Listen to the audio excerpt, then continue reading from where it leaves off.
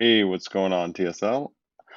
Welcome to another episode of Repost and Riposte, another weekend edition. Today I'm going to be talking about the finals. I'm going to be talking about the finals for TSL 5, the standard finals between Mark Carico and Alec Martinez. I will be playing back the fight. Just trying to get it to upload right now to Restream here, just so we can get it running. It is literally processing. I can see it's about 25% complete.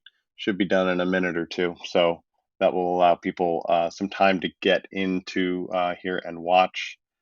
Um, so I'm going to try two things. I'm going to show the match just, completely on its own. And then I will try to, assuming I can, on the technological level, make it work.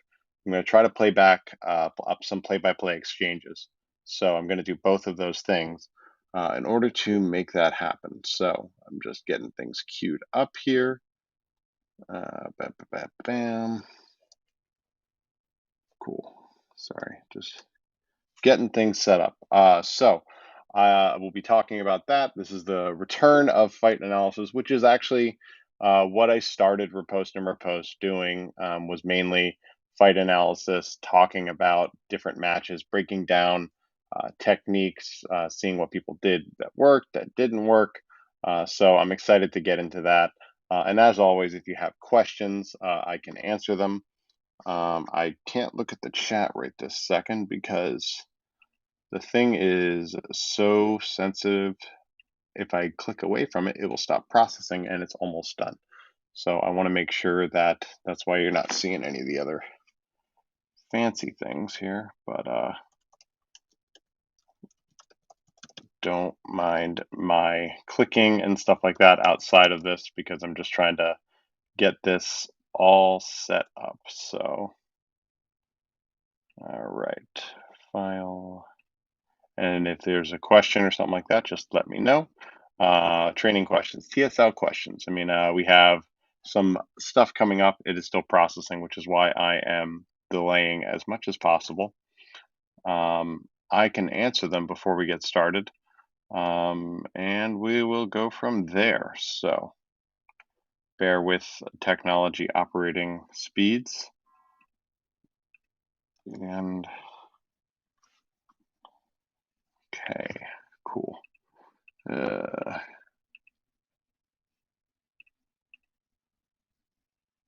I have to do a kind of a CAPTCHA, one of the Google CAPTCHA things. So to get into the chat. Okay, cool. So I have the chat app now. So if you do chat, I will be able to see it now because normally in the studio I can see it elsewhere. Okay, great. The thing just uploaded. So let's just make sure it stayed there. Cool. All right, gonna bring that up just so we have it. And like I say, if you have questions, something you notice, you want me to call out, or anything you particularly see. So I'm going to play this back at full speed, just the full clip. I think it is about 4 minutes and 34 seconds, so not too long. And then we will come back and talk about it further from there. And then I'm going to try to do some screen sharing here, assuming this works on the program that I'm using, and I can do some breakdowns exchange by exchange. So we will see. So let us get started here. Oh, here we go. Question: why did Mark C start the match with no LED on? Tony, I honestly will answer that question after I've watched it. I did direct this match, but I do not even remember much of it other than like that I had to like train my eyes on stuff. So I will take a look, and we will go from there. As with any of this tech, we try to do what we can to make the LED savers work. So I'll take a look, and I'll comment after the video.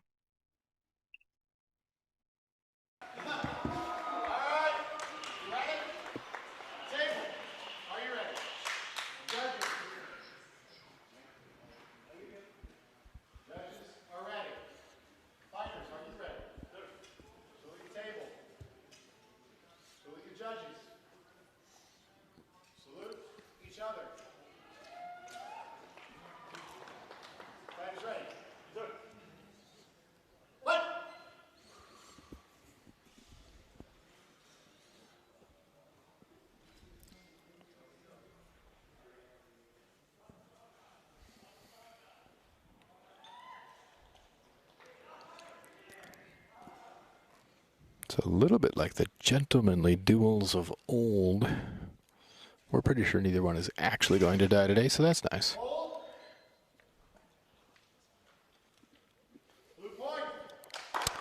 First point goes to blue fighter Mark Carico.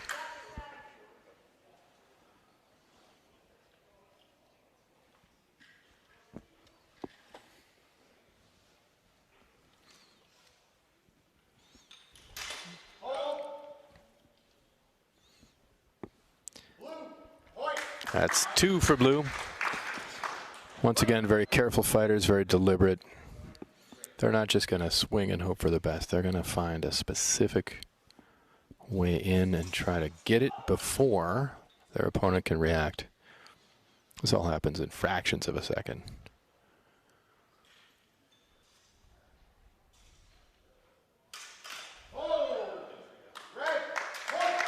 There we go. That gets Martinez on the board, 2-1.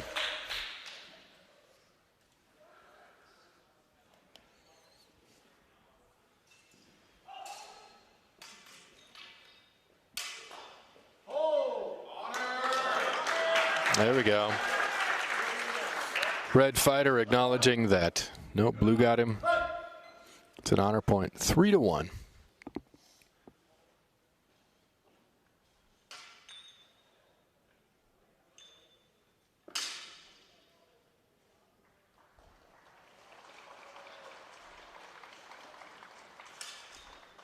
Minute remaining. 1 minute left on the clock. We're not going to have a high scoring match here. We're just going to have really well done points.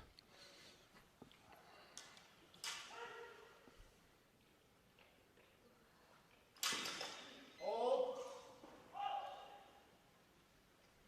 I'm going to say simultaneous on that one. That's the first simultaneous of the match. Score remains at 3-1.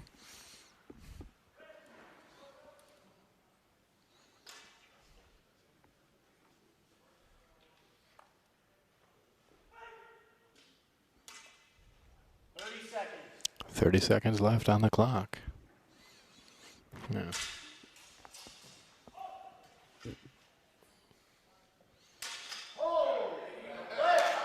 Red point. 3-2. Mark's ahead by 1.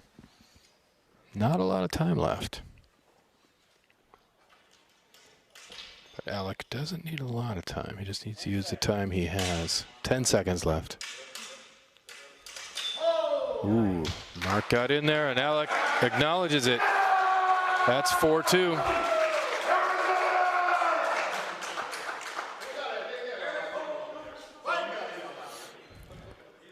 There we go, and as time is running out, that's the final exchange.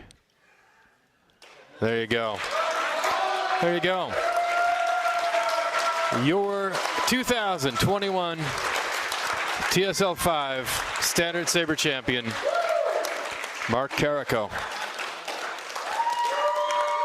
Your silver medalist, your runner-up, Alec Martinez.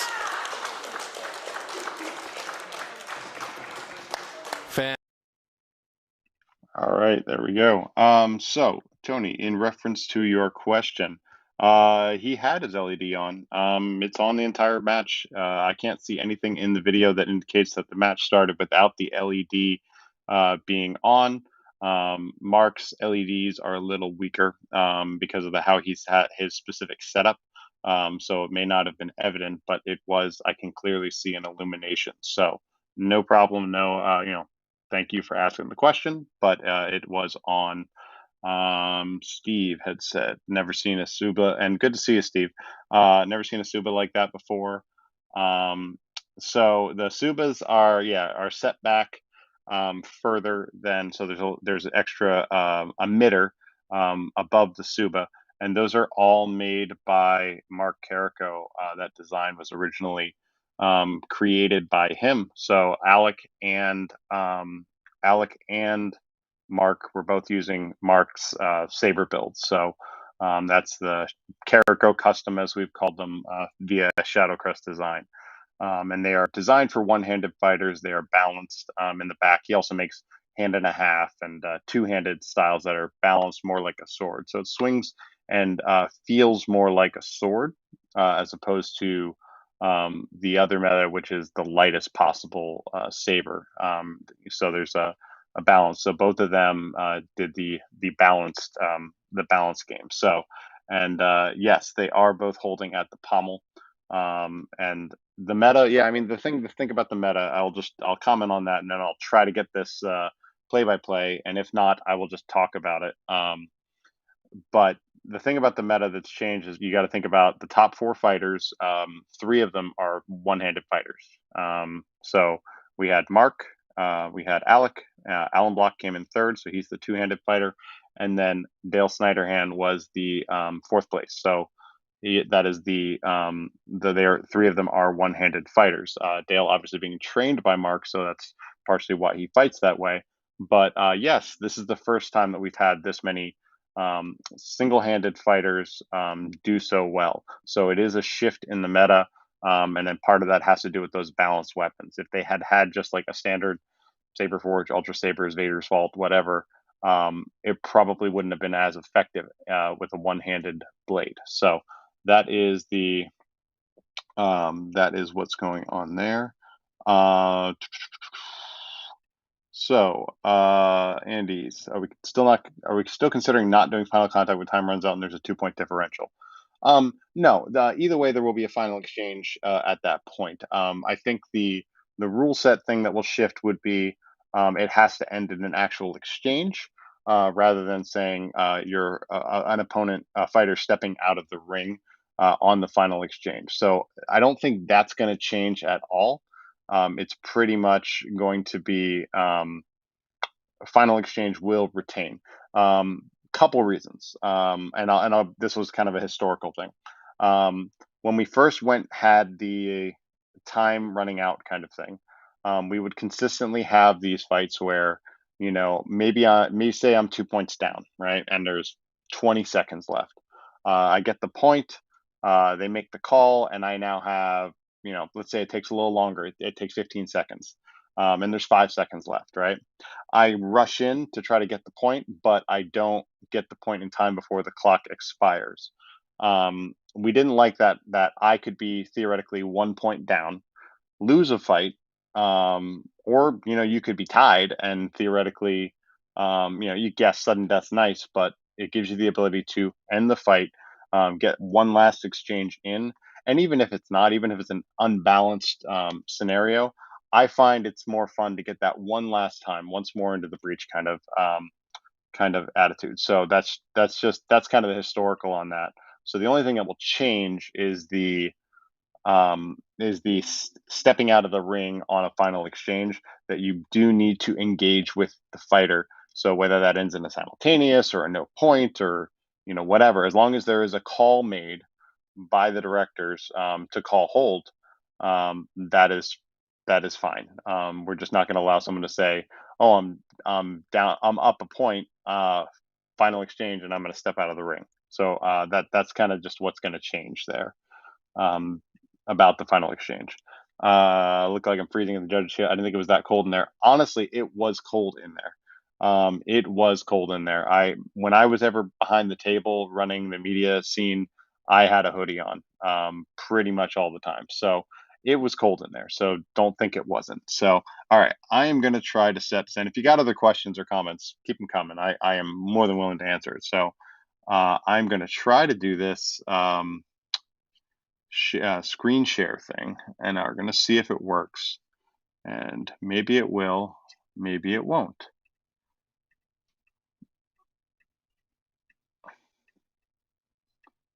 All right, let's see what we can do. So I'm going to share my screen, and I'm going to say specific window, and I'm going to say, would I have quick? Oh, I thought I had that open. Oops. Okay, sorry. I'm just talking to myself, trying to fix this stuff as quickly as possible. Bam, share.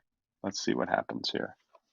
All right, if I turn this on, it's going to put me in a smaller corner. and then you should be able to see everything here. And I should be able to stop this pretty easily. And I don't know if the audio will transfer, so you're just going to hear me, which is not a huge deal, but that will work well enough. So I'll find out if the audio works here, but I don't know if it will. Pardon me shaking the screen there. I can see I'm doing that. So let me full screen this. That way it will be.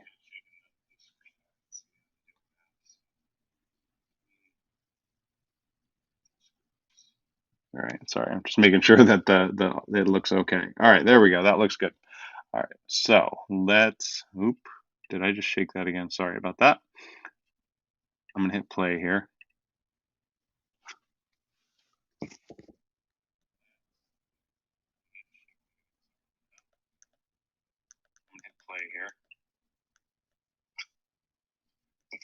Okay, there will be no audio other than what you're hearing from me.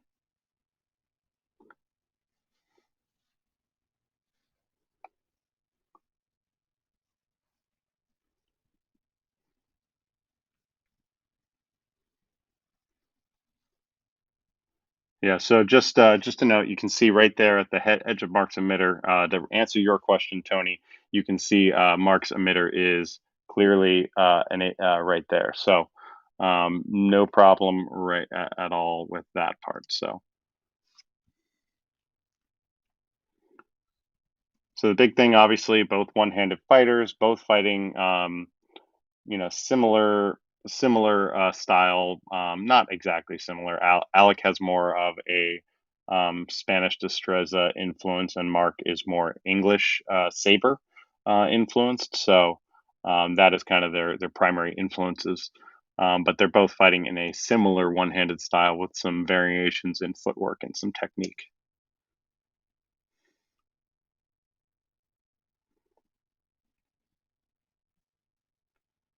So they're keeping full distance, kind of measuring it out. You can kind of see that neither of them are in any danger of making a point here. It would take at least 2 steps to get in, and then we'll go from here.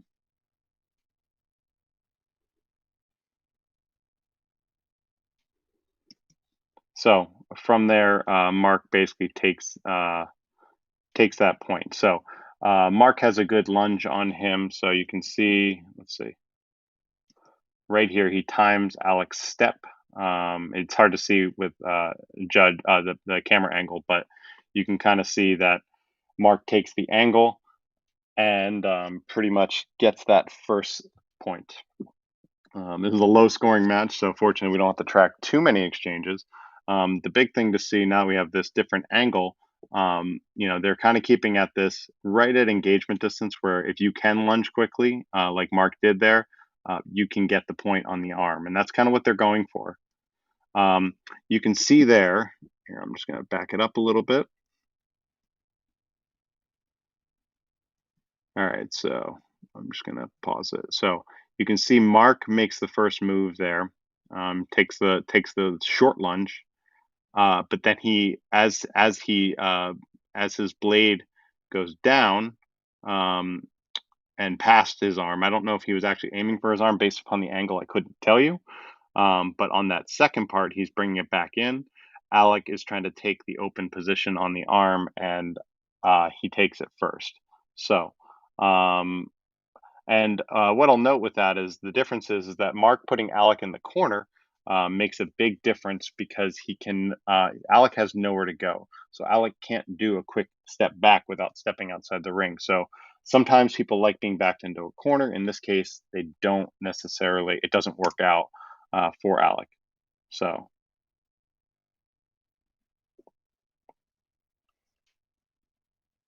we have 2 blue, 0 for red. But now on this point, you can see Alec is now out of the corner. He does take a step back, but he is out of the corner, so he's trying to move around, take an angle. But he gets a little linear there in the beginning, and that's kind of what cost him those points.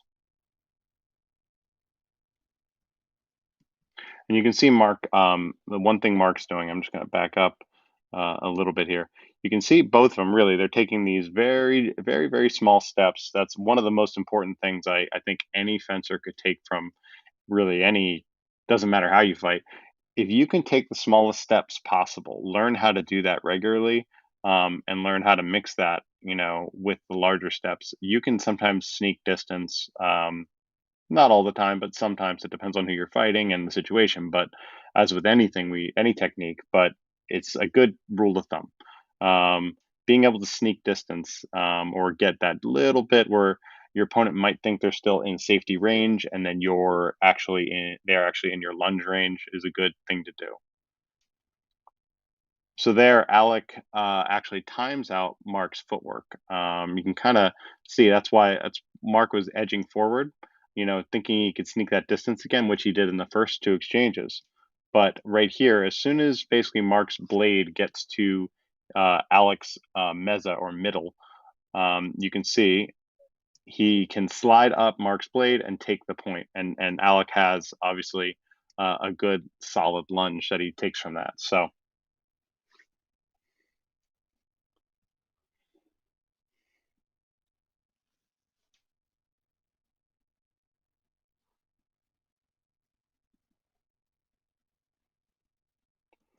there, I'm just gonna kind of just again because there's not that many exchanges. I'm gonna break it down here. If you look here, you can see Mark reaches, and Alec just pulls back his arm. Very simple, an arm with any steps back. So right, he takes a step back, and Alec just removes his arm. Obviously, they both know that their arms are going to be the primary targets for both of them, because it's the closest target. So he just takes that little slip and then takes the back foot.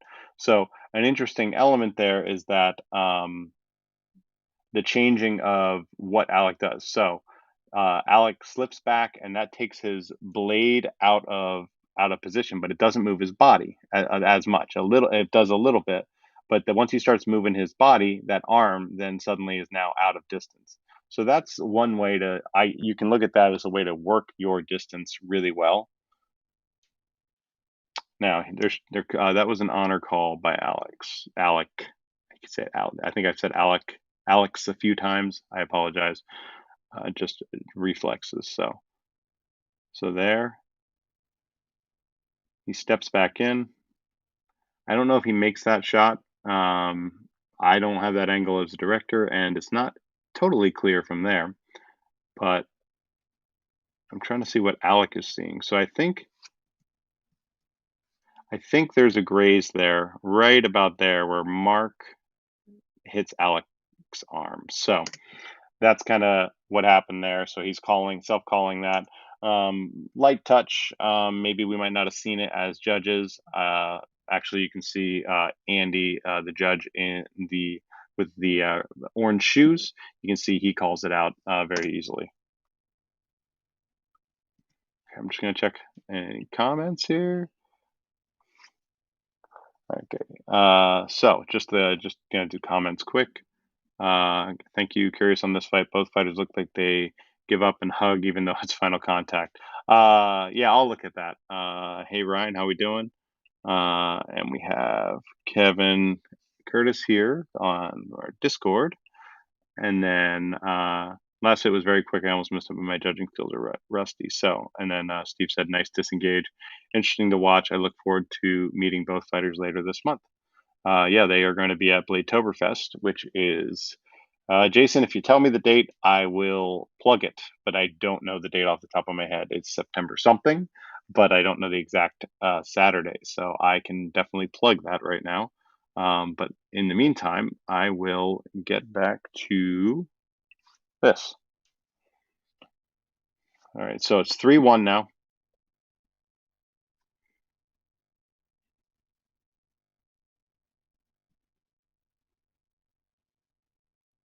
And you can see now they're getting a little more comfortable in distance. Before they were kind of tip to tip. Now they're kind of foible to foible with a little bit of meza action, kind of where they're living. So they're kind of just looking for that quick sneak attack.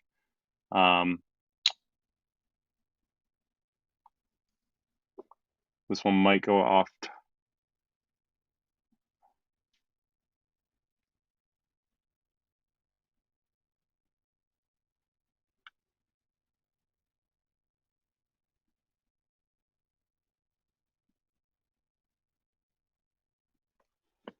So I called simultaneous on that one. So if you look here, it's a little obscured by the camera angle is a little obscured, but yeah, there's not really. If you look at the timing on that, they both move in at the same time. Mark moves in. I mean, right there, if they had both hit the arms, they hit it approximately the same time. So it makes it a little too close to call. And so if Alec hit on that first maneuver, he hit at the same time as Mark, or maybe Mark hit slightly after. But that's again why we have the advantage of simultaneous. We want clean exchanges that the judges can easily see.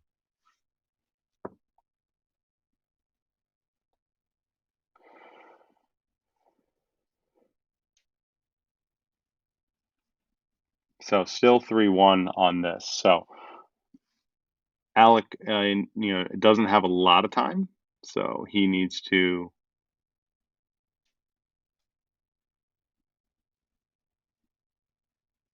So this is when they call 30 seconds out, and then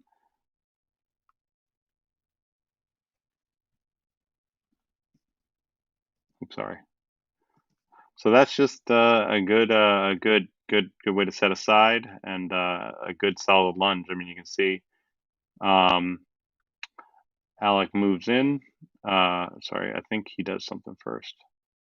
No, he doesn't. Okay, cool. So he just sets it aside right on the tip there. So right there, he makes contact just to push Mark very slightly aside, and then completes the lunge.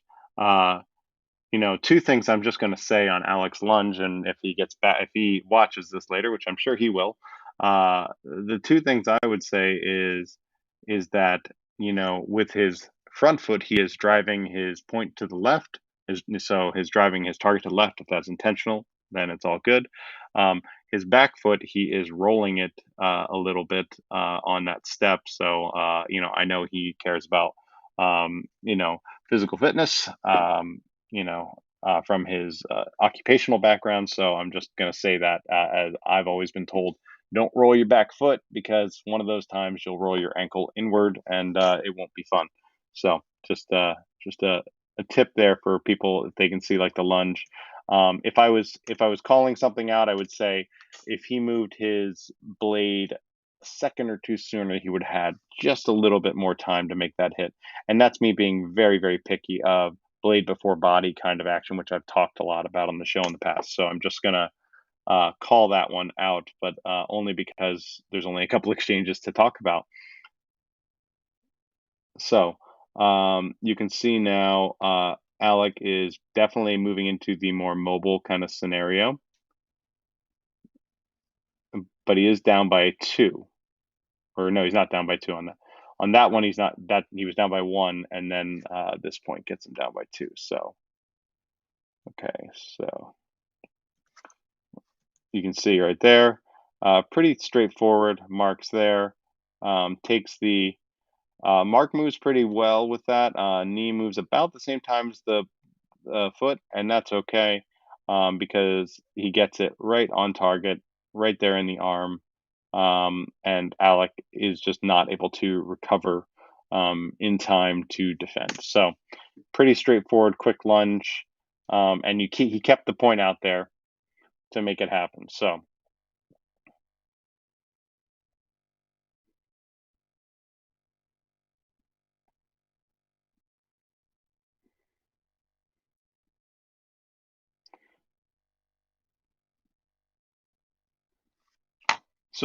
you can see that even I say, why are you guys not fighting on the final exchange? I was down, I think, 3 points on final exchange when I was in that same scenario. I'm going to close this out. And I still fought it. So I just, um, I would always argue that the final exchange has to end on something. But in the new rule set, yeah, hugging will not end the exchange. I'm gonna call the point of whose blade touches whose at that point. So that is a relic that will only exist in this year, and you won't see that again. So hopefully that answers your question, Andy. Uh, so September 18th is when Bladetoberfest is. So that is when Bladetoberfest is. Steve, to give you a overview, it is a tournament occurring in Wausau, Wisconsin on September 18th that will have, I think, standard exotics in the women's division. It will be a ranked event, and there are some cool prizes associated with that as well. And I know that's going to be streamed, or not streamed. I'm sorry, I say that wrong, and I'm in charge of. I've been talking to them about this stuff. It will be recorded and broadcast. There might be a limited stream of some of the finals as well, depending on what happens on the day. So I just wanted to tell you about that stuff. So just remember that on September 18th, Bladetoberfest is an option. So, Steve, I know you have not been to a TSL event in a while, and depending how, I know there's probably was Minnesota people going. So, if you got availability and you can make it happen, there'll be a lot of great fighters there. And I know you can go to the Saber Legion page under our events, and you can find more information about Bladetoberfest, where to sign up, the cost, all that kind of stuff will be found there. So, as Andy said, that's correct. Standards will have pools. Exotics will be single elimination, and women's will depend on registration, but might be elimination or round robin. So cool, Steve. Hey, if you can go, that is great. We would love to see you. I mean, I'm not physically going to be there, but I'd love to see you on the footage when it airs. And I know other people would love to see you. Maybe hit up some of the Minnesota people, because I guarantee a few of them are going to be coming. So I don't know if Charlie is, or who all is coming from Minnesota. But if there are some Minnesota fighters, maybe you can carpool. 3 hour drive is nothing if you're carpooling, right? So something to think about. Um, that is the breakdown of that fight. I will bring in other TSL 5 fights as I'm able to just clip them out and get them together. Tell me if that system worked for you. Was that easy to track? I noticed on the stream that there was some screen shaking things occasionally that happen. I think that's just the nature of the screen sharing software. But if you, yes. So Voorhees will be there. What more reason do you need to come? Not much, I guess. So, and Chris said he was going. So yeah, ask Chris and others. I guarantee there's I don't see a reason why there wouldn't be at least 2 or 3 people going. So, uh, so thank you, thank you. I appreciate it, Steve, and very easy to track. Cool. I'm glad it was easy. That system worked, because that way I can continue to use the Restream software, which is the easiest way for me to make this all work. So, some takeaways from that fight. Some things to think about is um, when you're in those situations, you're going to be looking at your time is going to be very important. When we get to those finals, they tend to be lower scoring. We don't I mean, well, I say that as I've been in the finals, in the last 2 finals, I've been in it, and Alec and Mark have been in it, and they were lower scoring, right? Because we want to feel it out a little bit more. The important thing is to make sure that you have some form of breathing room within that time frame. That is part of the match management, the time management. If you can't manage the clock, and I would say, Alec, that's part of the thing. I would say, part of the yes, I'm going to say on that day, Mark was probably the better fighter, right? But on top of that, some of the clock management things could have given you a little bit more time to find the opening, because you were finding openings. The difference is that the 2 things I saw on your end, since Mark's not watching, so I'm not going to give him any tips, and he doesn't want to hear them anyway. So, I'm that's all good. But so the big thing I see is that the clock management, is that, yes, it is okay to feel out your fighter at the beginning, but in reality, you should take like 10 to 15, maybe 20 seconds max doing that, because by the end of it, you've used a good chunk of the time, and you're not going to get a lot of time should points not go your way. When you started getting points, the one thing I saw is you kept getting backed into that corner. As soon as you got back into that corner, now I don't know if that was purposeful, or just a habit. I do it as well. Um, but in the case of fighting someone like Mark, who has a fast lunge, who is very technical and is going to be very on target, you want to make sure that you have room to get out of distance, just barely. You did it.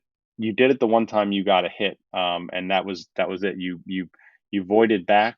You slipped back, and then you took a step, a slight retirement, um, and that gave you enough space for his contact to void your arm, and that's kind of what you want to. That's what you wanted to do. So those are the two things. It just all depends on the corner element can be a good or a bad thing. I mean, granted, you can go back to I think 2018 and look at a fight between me and Mark, and I was in the corner a lot, and I beat Mark, right? But granted, we went to 3 rounds and like sudden death twice. So it wasn't really like I beat Mark soundly. It was a back and forth battle. So that's something to think about just in relation to what, where you're going to be. Um, basically, I noticed sometimes you were trying to circle and Mark was cutting you off as he knows to do that. So the things to think about is at the beginning of an exchange, when you have that automatic break, is there something you can do to change it up, to change the angle? I've seen it as also where they call a reset, and you can take a few steps over. I've 100% done that. So that's just something to think about as well, because yes, people do reset to the corners, and I don't really like that element. I like backing up a little bit, right? Obviously, as it's intended, but you can take a step or two to the left. I mean, there's no reason you can't do that. If you're obviously running to the other side of the ring or the side of the ring, yeah, that's just gaming crap. But you can definitely take a step or two. If you went back to my TSL 3 match against Alan Block, I got in the corner a couple times, and a few times you see me. They say hold point, whoever got point, and then you see me take 1, 2, 3 steps, just to take an angle. Not even necessarily take an angle on the fighter, just to take an angle to change it up, to change the perspective. That can be a useful thing. So, just going through these messages here. Format was great. I like the slow mo forward reverse. Yeah, I mean, I'm just playing it back in like QuickTime, and then it lets me kind of do the forward and back kind of tracking, which is nice. So, and we some good fighters. Yeah, Alex, Seth, Mark, many others. The last point by Mark was a thing of beauty. Footwork was very cool to watch. Yeah, I mean, the one thing to think about Mark is that he does not move a lot. I know we've called it sloth style, but it is very much a sloth style. He can move very little. His economy of motion is unparalleled in the organization, and he can get into just enough distance where he can then engage and move very quickly. So he has some very quick snapping lunges that just really can handle, really can catch you off guard if you're not paying attention. I've fought him in rapier and dagger and just in sparring, and I've seen some of that's where you can really see some of his speed come out because those weapons move very fast. So I know this has been a fight I will continue to watch over and prep for the upcoming events. I love this. I love the clock management, love the chess match of how they fought. The big thing I would take away as well is um, for these fighters, if you're going to fight these one-handed style fighters, if this is the new meta, if you're fighting Dale, if you're fighting Mark, you're fighting Alec, you're fighting me if I decide to fight you one-handed, you're fighting other fighters like that who have these balanced one-handed sabers, you need to learn how to protect your arm.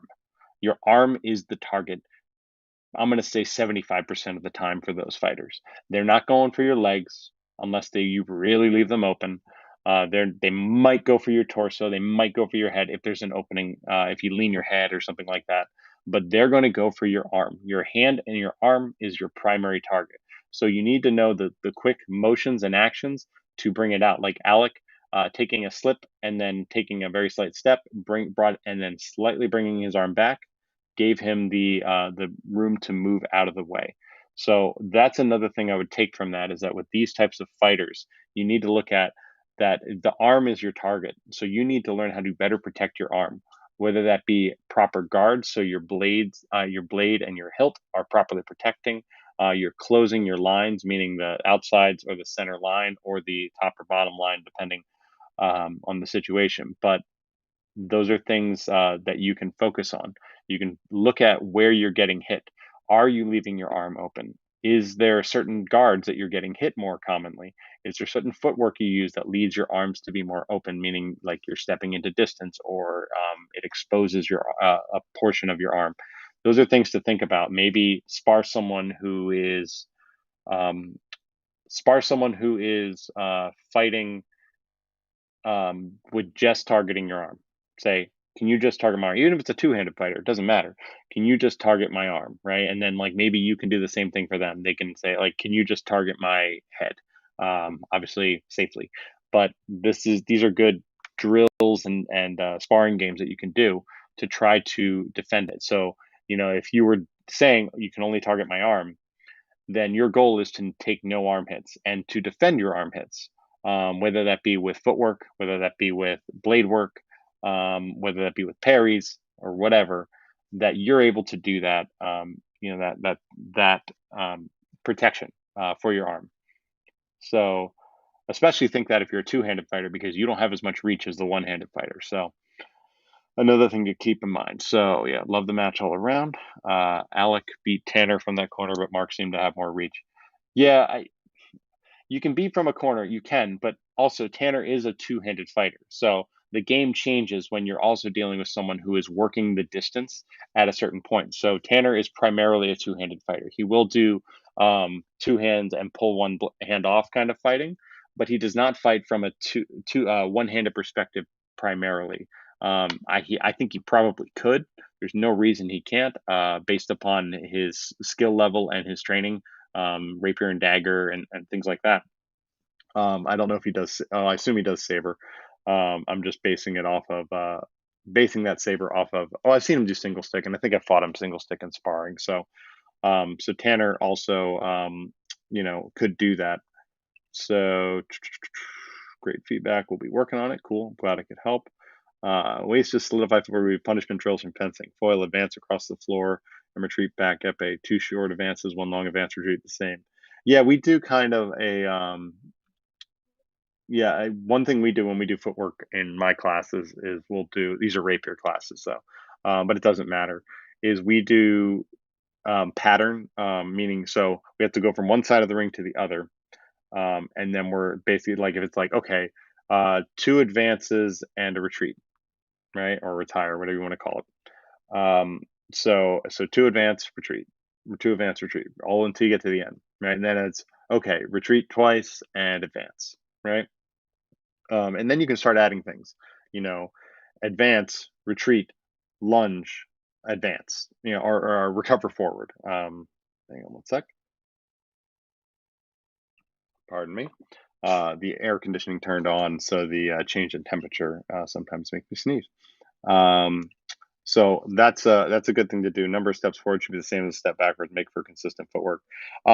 Yes, that is a good way. The other thing to look at is work on footwork drills with your in your guards and understand where your blade is in relation to it.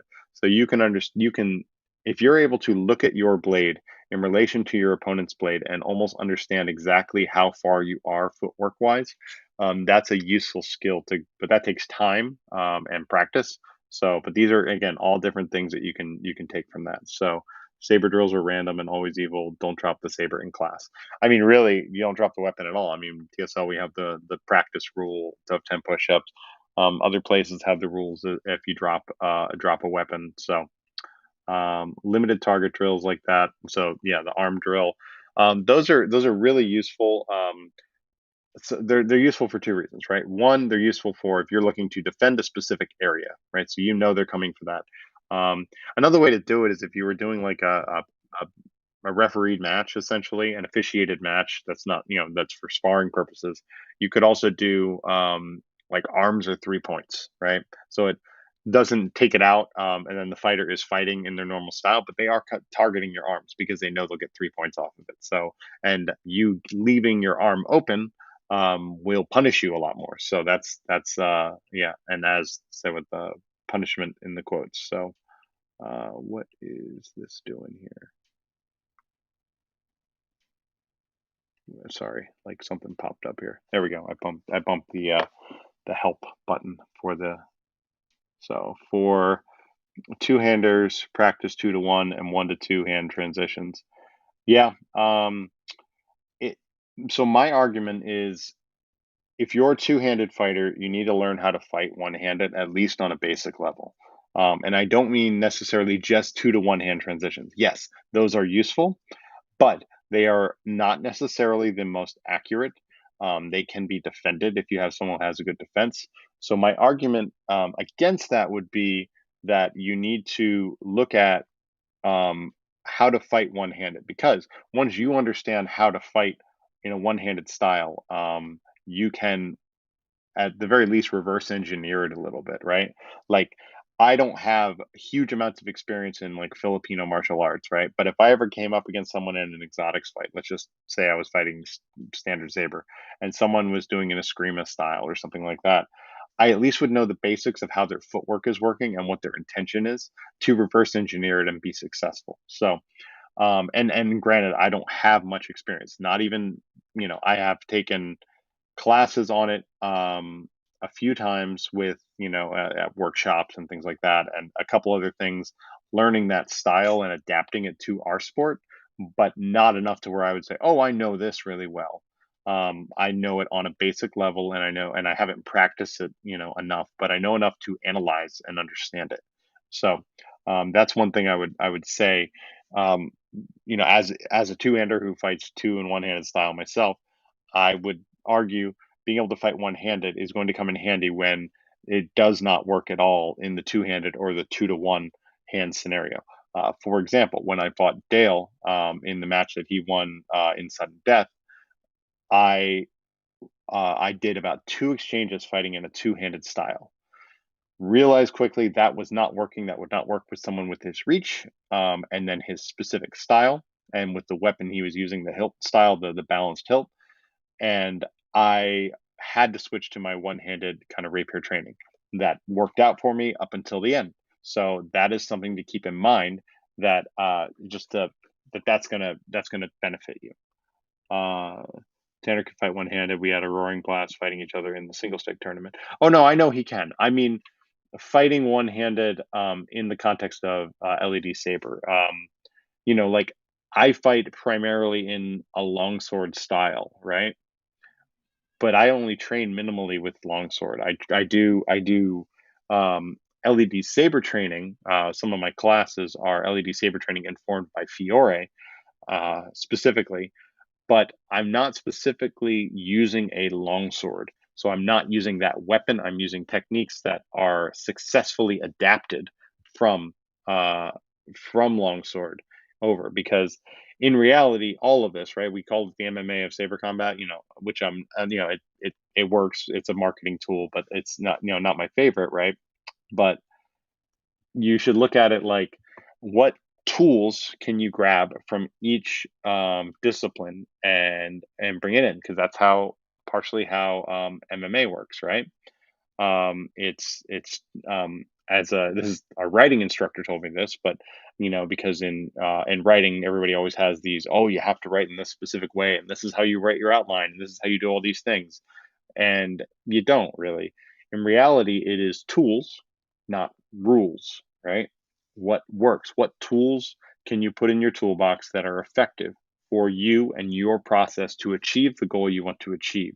You don't need to follow very specific rules, meaning specific technique rules, and like you don't have to grab, like, I'm just going to pull it out because I always pull it out one, cold steel, and you don't have to fight exactly as it's listed in here. You adapt it to the weapon, you take what's effective, you throw out the rest. I mean, any martial arts instructor will tell you that. I mean, I've been told that multiple times, that it's you learn, you take what is useful, you keep some of the other stuff in your back pocket when you need it, but you can't follow everything right to a T, especially in this sport where the weapons don't behave exactly like swords, right? You're looking at a bounce, an energy transference. There's all these little things, the slip and slide.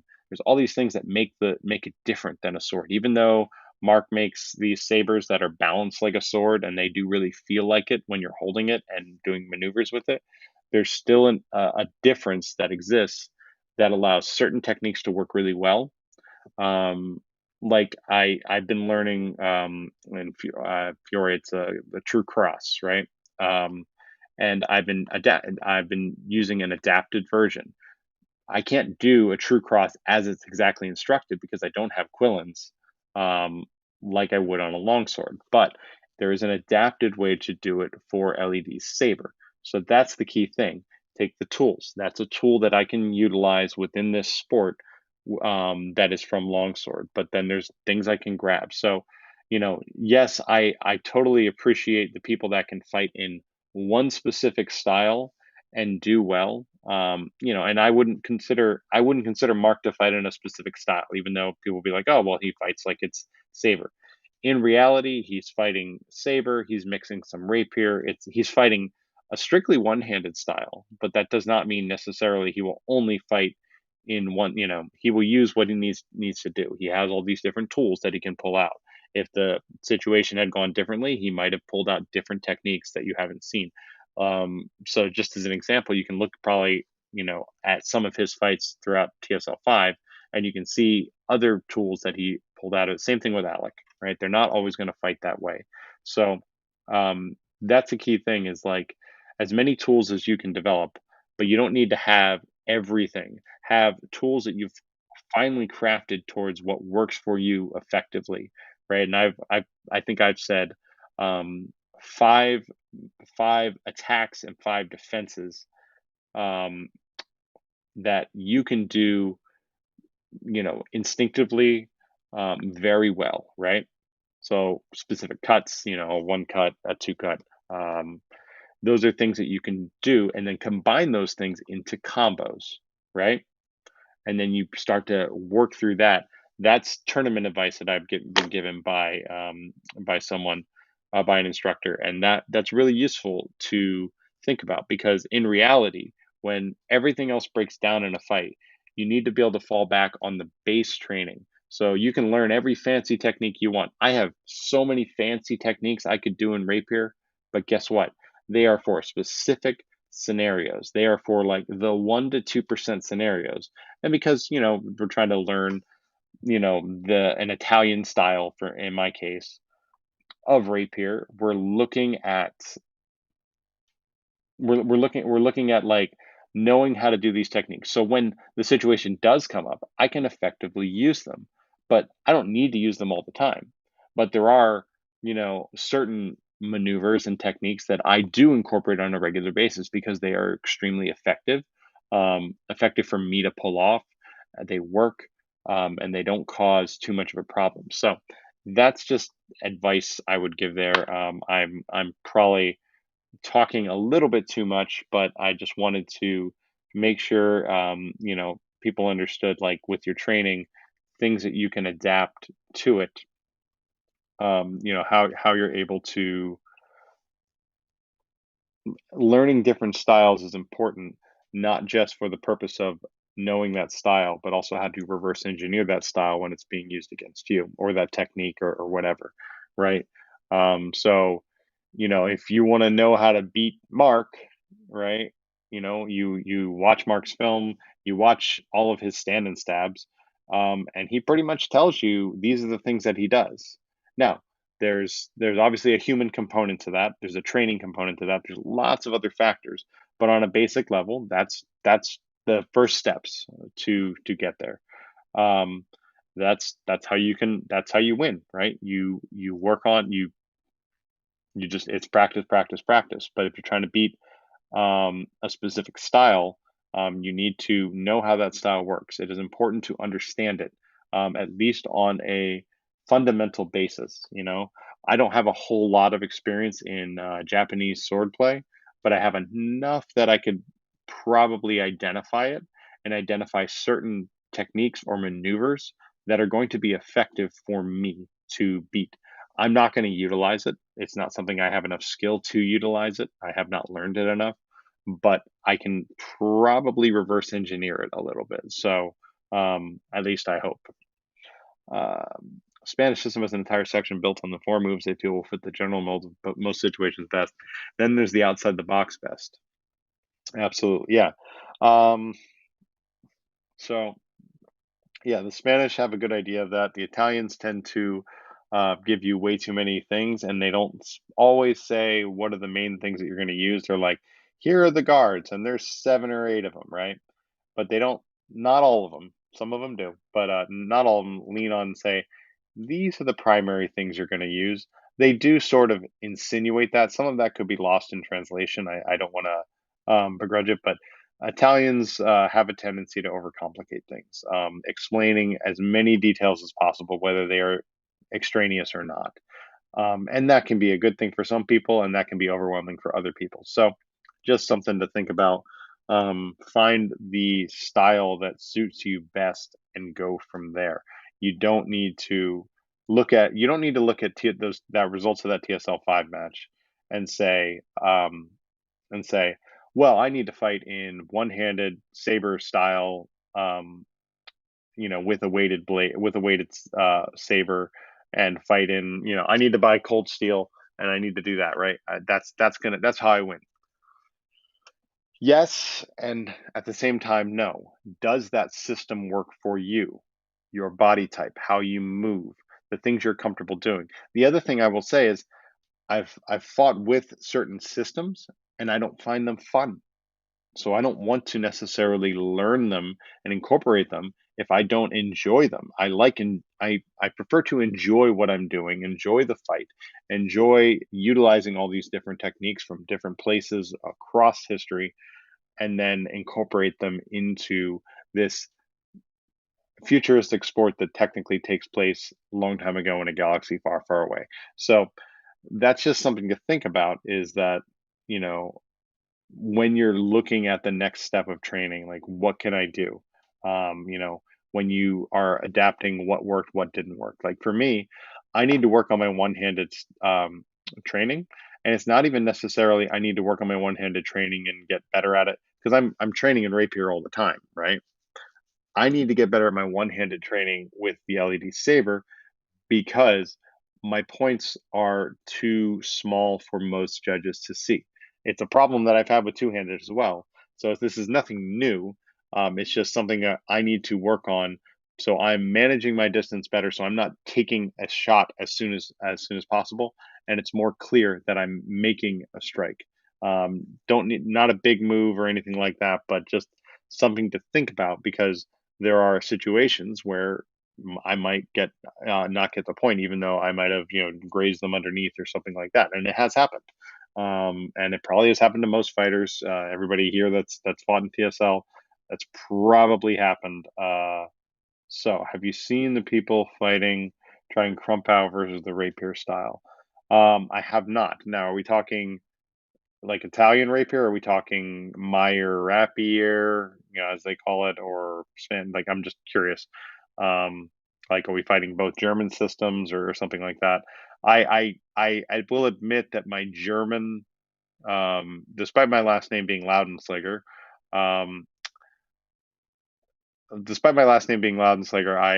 am very, very limited in how much German system I have practiced. So um, partially just because the school I attend is primarily Italian and some English, and that is the big thing. So yeah, um, Meyer rapier, as they call it, because it has two P's.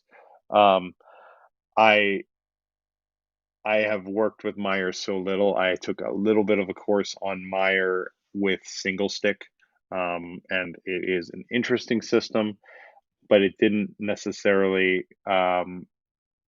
just didn't inspire me to want to learn more. Um, Perhaps that'll change in the future, and I might always incorporate, always willing to incorporate something new. The problem is that like now I'm learning much more Fiore, and I hadn't learned all that stuff previously. I was just kind of using like kind of what I liked out of it. And now I'm actually learning specific techniques that are adapted, and that's helping me understand it a little bit more. So once I'm through with that, I will move on because like same thing with Rapier. I went through all of our school's curriculum on it, then went through that, which was Italian, then went into Sweatinum Rapier and Dagger, which is totally different.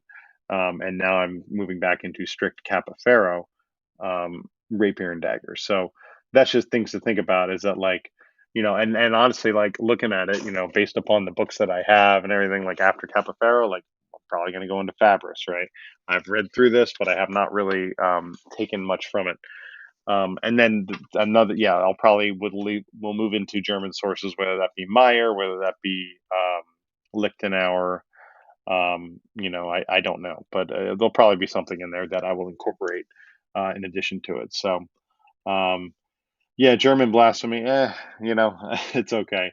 I am Pennsylvania German, so I'm not necessarily strict German, because like I think if you take my genealogy back, it's sometime in the late 1600s or early 1700s that my descendants first came over. So it's like we're talking they've been in America so long. So it's not like um, you know I'm not German in the Germany traditional sense, right? Classical fencing is the same thing. Four basic variations, or the rest is variations on a theme totally stolen from the Spanish. Yeah, I mean that's how classical fencing kind of became. This is from my limited understanding of it, but from what it seems like, the way the dueling culture changed and evolved, and then there was the gymnasium culture, and then they needed a competition element to it. It seemed like there was a change in how they needed to teach it, and to make it, uh, because they were adapting a competition around it, that they needed to limit certain techniques and maneuvers and and everything, so they could have if there was a duel, obviously not duels to the death. I'm talking like when it was just you fought someone in a duel, but it was a sparring duel, um, and then also the competition element. So how do creating that standardized rule set, right? Um, yes, PA German has the best food. Why am I blanking on what Pennsylvania German food there are? Like schnitz pies or chicken pot pie, which everybody's gonna say like, oh, chicken pot pie, the stuff you bake in the oven. No, it's big square, big noodles. So that is Pennsylvania German pot pie. So that is I will always say when someone says pot pie, the stuff there, I don't know why we call it pot pie because technically you don't bake it, or well, you sort of do, but like it's more like a casserole, right? But it's called pot pie for whatever reason. So I'm going to, I don't know why, but that is, yeah. Now we're going into talking about different foods. I'm trying to why I can't shoe fly pie. Why I don't know why I forgot shoe fly pie. If you enjoy, it can be sweet. Sometimes depending what you get, it's overly sweet. Shoe fly pie is great, and there's a lot of good options if you're in that area. Now, I will also say if you ever find yourself in the Pennsylvania area, like Lancaster County, and you're trying that stuff, there's a lot of stuff that's kind of like knockoff Pennsylvania German food. That's like not as good. It's a little more commercialized. Just as if you go to, certain Chinese restaurants or, and the food isn't necessarily what you're going to get if you say go to Chinatown in New York or San Francisco or something like that. So just something to keep in mind is that if you visit that area, there is like, for example, if you go to Turkey Hill, right? Like the Turkey Hill is based out of Lancaster County. The Turkey Hill stuff is fairly commercialized. It's not really, I mean, I don't know how much you can call everything authentic, but it's not as authentic as if you went to some of the markets there that are that way. So cool. Let's see. How would you recommend people defend against both the rapier style one-handed and the Jimmy style huge overreach, reach over your guard style? Well, so the rapier style one-handed. The big thing with the rapier style one-handed, like Mark or Alec, um, from a two-handed perspective, you have to be able to move aside their blade on a small scale. So you have to think in inches. You have to think, how much can I move that I'm in a safe position? And you kind of have to think the same way when you're talking a tall fighter like Jimmy, who fights in this, has this huge reach. Um, how far, what is the distance that I can be safe in?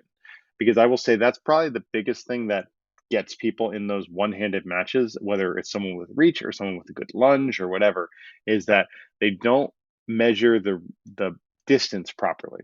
So actually, Steve, when I was prepping for my match with Jimmy, I'm watching your match with Jimmy. I think from Ragnarok, I looked at that there is a distance that taller opponents, and I noticed it with other taller opponents, but specifically with Jimmy because I was watching his fights, is that what I would think if I was fighting you, what I think is safe distance, meaning I can take a step, I can defend myself, I have enough time to defend myself, um, is safe, is actually too close for those taller and longer reach opponents. They can get there faster than I can react. So technically, my safe distance is about a half a step back. So I started with that. That's the first thing I did. Started with that operating procedure. Is that like when it's ever, if someone is like 6'5" or 6'6" or something like that, and they have a huge reach, if I was fighting Kevin Cook, even though he's not super, super tall, right? But he has a long reach. I need to think that, okay, when I measure up between my opponent in a match, that's the distance plus half a step. So starting from there, now I knew that it would take me longer to get inside at that point. But the big thing is, but that was a big thing to defend against them, is that taking that extra half step made all the difference for me to be able to maneuver. Um, you pretty much have to learn to take the angle. So instead of when you are defending yourself, you need to make sure that if you're defending yourself, one, that it's a uh, defense into a strike immediately, and I mean like pop pop, that you are taking the angle, and when I say the angle, I mean the angle forward. You are not taking the angle backward. You're not taking a lateral. You are moving a step forward, only slightly, but just enough to make that distance. So making sure that you're taking that angle on the defense, and then pretty much what I've been learning with the two-handed style is kind of if I can defend, with a cut, right? And then bam, and then quickly transition while I'm continuing to step forward. So a lot of the techniques that I've been working on are how to defend yourself while stepping slightly into, or toward your opponent at an angle. Where if I took a bunch of passing steps, I would literally just walk right next to them. So it puts them their blade way out of range. That's another element of it. So if you're able to manage the distance, get the defense, get the proper defense, whether that be through footwork, whether that be through parry, riposte kind of actions. You are looking at, then you need to make sure that their blade is properly displaced. And I don't mean on a huge level, just that the angle that they need to bring it back up is um, no longer as quick as they think it would be. Um, One thing to think about with these weapons in comparison to other weapons is that you can redirect the energy of their strike with the right contact. Um, I know I was talking at one point, maybe a few months ago, about side sword guards, and I was talking about unicorn guard. Unicorn guard, where you're bringing it up like this and your palms cut up, bringing the blade up into unicorn guard to defend against a one cut, right? So just a shoulder cut, and I bring it up into that. Um, if you look at how a LED saber hits it, it sends that blade off to the side, as opposed to other weapons where you really can't. You may not necessarily do that. It might just slightly redirect, but the amount of redirect that happens with a simple guard defending. So that's a thing to test. Test what cutting parries, essentially. I'm just going to call it cutting parry. There's probably a better term for it that I'm not thinking of right now. What what are you looking at? So you're looking at, if there's a one cut, what if I make contact? If I make contact with this kind of cut, where does their blade go? So once you learn the physics of the blade displacement, even with a weighted weapon like Mark or Alec use, it still displaces, right? So how do you displace it? How do you displace it just enough so it's harder for them to get back online and for you to then make the next hit as quickly as possible? I haven't perfected this yet, but trying to get that bam, bam, kind of thing is like something that I've been working on a lot, and it is not anywhere near ready, and it's going to take a lot of time. But the intention is that I can step in, so I'm closing distance. I've made contact where I've redirected their blade so it will not make contact with me. That is something that I'm focused on. And with those taller opponents, you have to think that way. So, you know, if you're fighting in a two-handed style or even a two to one-handed style with a transition, you're not going to be able to make that distance if you can't displace their blade enough. Whether their blade is weighted or not doesn't matter. It's really that you need to manage that distance, and then set it aside just enough so you can take the extra step in, maybe. Um, Now, granted, what Jimmy does sometimes is he does these big, laborious like jumps back. You can't always get them on those kind of things. But if you can get them to overcommit to something, right? If you can get them in a footwork bout where you're going back and forth and back and forth and back and forth, and get them to overcommit maybe to a strike and do the same thing. You can, if you can maybe get them to overcommit, and meaning they're leaning more onto their front foot so they can't get back as quickly. Those are things you can do. You do that, redirect their blade energy elsewhere, and go from there. I mean, I'm saying redirect their blade energy, but in reality, if you think about it in something like Aikido, which is kind of a redirect, using the energy, it's using the energy that they're committing to an attack, against them. So it basically is like, okay, they're swinging here, and it sends the blade the other direction, and then suddenly they have to bring their blade up. That's all they can do, right? Or they can turn it, but that takes time. That's an extra couple seconds. So in those seconds, what can you do? Um, Tanner was able to manage distance very well in our fight. Made me work very hard, even with trying to use that reach. Yeah, Tanner's one of the best fighters in TSL. I'm just looking at, it's distance is what you have to work, right? If you're a two-handed fighter fighting a one-handed fighter, you have to manage that distance because they are managing it just enough to be out of distance, because they know they're not as strong as a two-handed fighter, meaning strength of as far as being able to hold the blade and protect, compared to a two-handed fighter. So they know that. So and they're both, each fighter is aware of those limitations to the weapon. I don't know the Polish cross cutting would translate to LED. I think the blades are too slippery. Yeah, pretty much. The problem is some of those moves you can adapt them very slightly. There are adjustments that can be made to work on that. So just thinking about that, is a good way to work on that. So absolutely, let's bring that up to confirm what you were discussing in countering this style. Yeah, I mean, there's ways to there's ways obviously there's ways to counter it all. So we look at it from the perspective of, what can we do, um, and it's not always going to work. And then on top of that, on top of all of this stuff that I'm talking about, and I know we're getting kind of deep into the woods, you're looking at, also, the judges need to see that strike, right? So I could do all these fancy things that I want to do, right? But if my techniques, my strike is too small to see, that is my problem. Someone could argue, yeah, they get better judges. That's true, but we don't have that. We don't always have that. We can't request every judge for every fight we ever have. So we need to know how to adapt to those situations.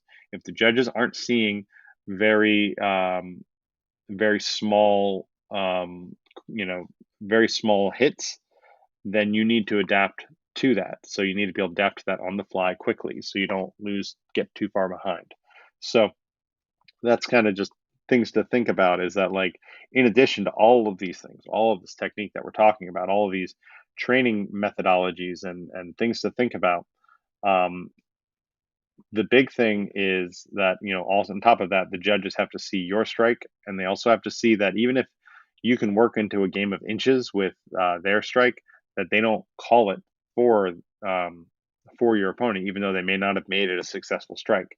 So it's a game of inches, just enough inches to not be to for a judge to see the miss, and just enough for the judge to see the hit. So you have to balance that as well.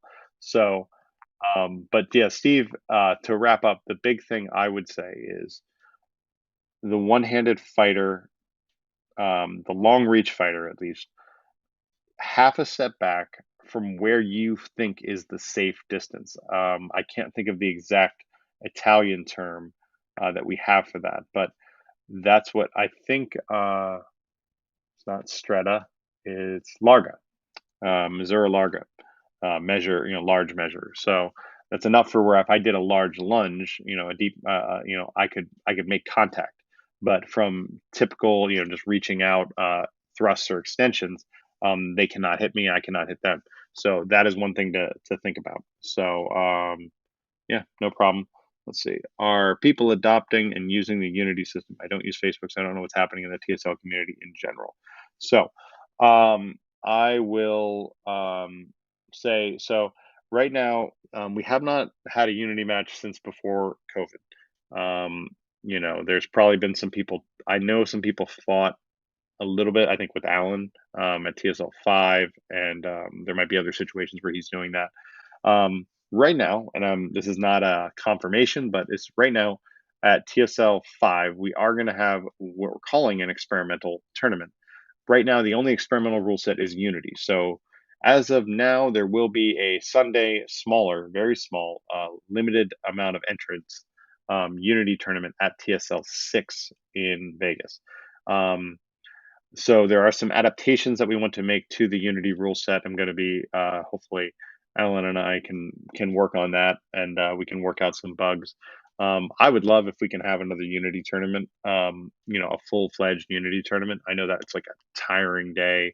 It's really hard, and I do like seeing Unity in the context of championship series because it's something different. So you're not just seeing, fight after fight after fight after fight of standard. Okay, you got one exotic, and then that's all you see. So I think when we were doing it at a lot of the um, events, we were seeing a Unity fight. Now, granted, Alan Block was fighting in every single one of those events. So we had um, Battle of Champions in October of 2019. He fought Charlie. Um, Sun Crusher in November. He fought Alexis Adams. And then was that February of 2020, he fought Daniel Lane. So he's fought all of the championship series Unity fights, and then I've fought a bunch against him, like 3 or something like that, and then the Unity tournament that took place in May of 2019. So I would say with the Unity system, the big thing I think is that for cardio and for match cardio and understanding getting that it is great. The other thing is it allows you to think about the defense and how to get out of measure without taking a strike if you can. So it's difficult with our weapons in this sport. So I think honestly that the Unity rule set, even if you're not fighting in it on a regular basis, training with it can be an effective thing as a physical exercise tool, but also um, as a training tool for how to manage distance in a fast-paced environment. The one thing that happens a lot of times in these sparring, and also in these, well, I'm really mainly sparring, is we get the typical, okay, we're fighting, we do a couple things, we break, fight, we do a couple things, we break, right? We don't really get to those intense points. And you know, even if say you get to the finals in a tournament, you're looking at fighting your opponent. You might be able to get in some of those really great exchanges that use a lot of energy. Your heart might be beating so fast that you don't know what you're doing. And so that's something to consider, is that in the Unity, you're under constant duress. Yes, you break and you fight again, but you're constantly in these things where you're constantly moving because it's a very fluid system.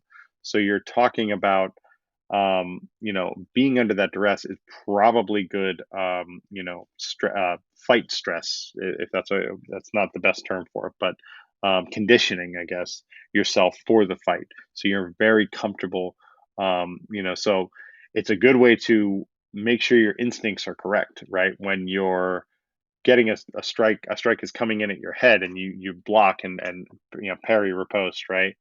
Um, Doing that in a fast-paced, tiring environment, I'm not a scientist, so I can't say for certain, but probably helps with training that into your instincts. So, should that strike happen in a standard match, you'll be better for it. So, I would argue that there are benefits to it, we're going to probably grow and change and adapt that a little bit in the next year, and we'll see what happens. Like I say, I would love there to be another Unity tournament.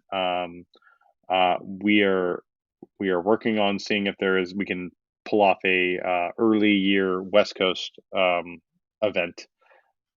Yeah, and you know, Alex trained in this, so he would agree with the analysis of the benefits. So um, I think the big thing,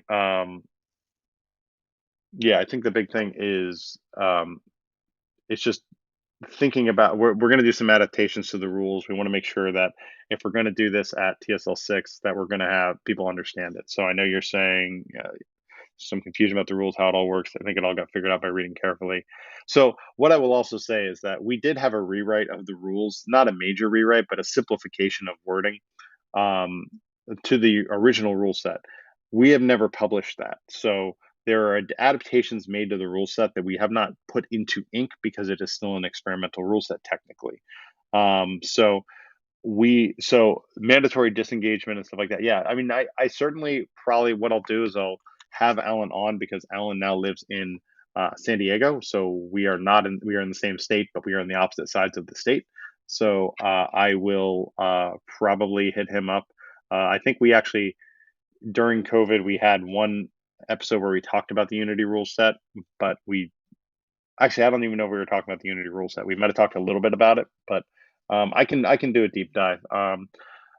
One of the things also is there's a lot of footage from that tournament that I could release that we can look at and we can give people an idea.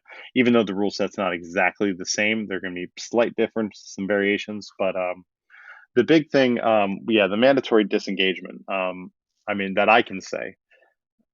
Um, the big thing that I can say is that the mandatory disengagement is the intention that if I make a strike and let's say I make a strike and you block it, and then you strike back and you get a good shot to my torso, right? And then as your dis as you do that, I hit you with essentially an afterblow, right? What we would call an afterblow. That would negate that could theoretically negate the depending on the exact timing that whole exchange, meaning you need to the overall objective is to get in and out with a clean um, quality strike. You get in and out with that clean quality strike, you will get the point, right? If you go in and take an afterblow or you guys hit at the same time, you're not going to get the point. It will be called a double, a simultaneous, whatever, and it's not counted at all. Um, there's no penalty for it, but the intention of the disengagement is just to be out of distance. So that distance where it's just out of distance, where like you theoretically have to do a deep lunge or something to hit someone, that's the distance. So it's just if we're fighting, you break. Let me fight again. We break. We fight again, right? That's the intention. Sometimes we get 4 or 5 shots, on in an exchange, um, and then it's up to the judges. That's part of the idea is that it's up to the judges to determine was there a clean strike without an afterblow kind of thing.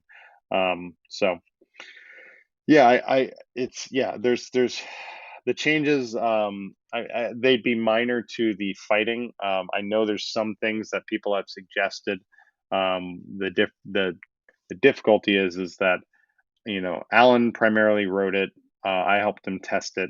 We're in different places. He has people that he can test with. I don't necessarily have a training partner that I can trust that I could test that scenario with those scenarios with. So, but we can now incorporate other people who have fought under the rule set, and we can go from there. So, like Charlie or Alexis, who fought in Florida, those are different ways we can incorporate that and get people set for when we do have a tournament in TSL 6, or we have a tournament separately. We'll be ready. So yeah, I'll keep everybody will be posted on that. It just depends. I mean, I have 20 projects that I'm doing, most of them being media related, that I'm trying to work on, and I barely have the time to do that. So I have to probably put a little bit more of the pressure on Alan to get that set up. But right now there's a Unity, rule set fight at TSL 6 on Sunday. So it's going to be kind of like a minor tournament outside of the standard tournaments that we have. But it gives something to happen on Sunday. It gives fighters an additional opportunity to fight. Granted, the amount of entrance for it is very small because we still want to leave Sunday primarily to sparring, open sparring. So because that is a very popular aspect of the of TSL, the TSL annual tournament. So, all right, it's going on an hour and a half, so probably a good idea to wrap it up. Just because I know that it is getting close to dinner for me, and I know if some people have things they want to do on Saturday night, they can do it, whether that's watch a show or something like that, or study this stuff, or if you got a meet that you're going to or something like that. So I'm going to wrap it up. So I can always sneak in one of these fight analysis things, assuming I get the time on Thursday or Friday, usually Thursday primarily, but my schedule's been a little crazy during the week, so we'll see.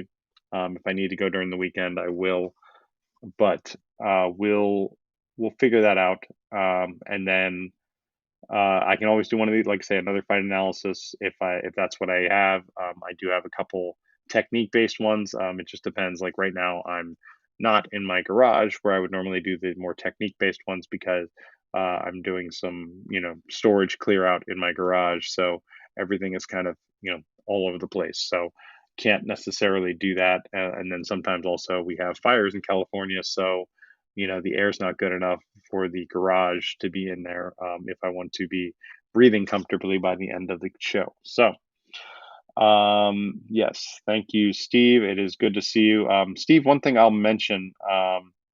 Let me pop this in the.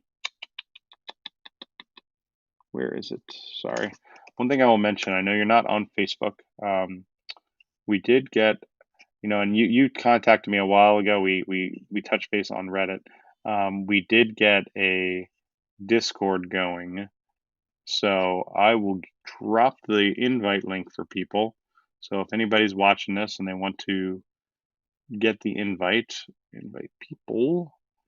All right, that will expire in 7 days, but that link will lead you to the Discord. It is, we're still growing on it, so it's, we're still working on building it out and everything. So, but we have that at least. We're trying to keep it up to date with news. There obviously isn't a whole lot of news, but you can do that. So, and thank you, Alec. Alec, are you going to be back on Monday? Let's hope. And Mark should be back on Tuesday. All right, and here, just in case you guys can't see it across the board, Alec, if you can see this on Facebook, a good fight. That's the one advantage of this system, is that I can show any chat comments so people can see it. So always a good time. I have an idea for a show, but we'll need a host and volunteers. Just hit us up, Alicia, and we can work things out. Reach out and we can talk about it at the very least. I mean, we have one or two shows we're still working out, looking at, at different shows. Like Jimmy's working on a show. I won't say more, but he's working on it. It's going to take a lot of work if we end up doing it, and it's not something that would be coming out for probably a month or two. So, feel free. There's not any pressure. We do appreciate if people have ideas and want to become on-air personalities that they can, as much personality as some of us have. So, and yeah, still working on figuring out a new schedule to dance school. We'll hopefully be back soon. So, Alec is on hiatus. Obviously, none of us get paid for this, so that is fine. I know and then hopefully Mark is back next week on Tuesday, and either I'll be back Thursday or Friday or Saturday. I'll keep you guessing. It just depends on need someone to host it. Well, that's okay. We can work that out too. Maybe you know someone, maybe you don't. So I realized I didn't need to tip that. I should just wrap it up. Don't need to adjust my camera angle. But we will figure that out. So as you, yeah, I'm just going to wrap up with couple little things. So let's just remember, yeah, Bladetoberfest is September 18th. Sorry, that's a different one. That one. September 18th. That's Bladetoberfest in Wisconsin. That is the next TSL tournament, next TSL event. So look at that. Following event from there is in November. I can tell you the exact date because I do know it. It is November 13th and 14th is Sun Crusher 5. Yes, Sun Crusher 5. And that is a championship series and a tournament. So that is in Florida, in Orlando. I know they've just announced some things on that. So those are the next two TSL events, whether those are, whether you're going to them as a fighter, volunteer, whatever, and look at, and then Sun Crusher as well. So those are options also to watch for live streams, release of matches. I've been promising the TSL 5 footage to be re-released. I will put a little bit of work on that. I'll put a little bit of work on that today, and maybe I can get stuff started for Monday to get the TSL 5 replay out. So, and then we can start working on cataloging all of the matches and get every match released that we have actually recorded, in whatever quality we have it in. So, so that we're going to do that. And yeah, stay safe out there and united through Sabres.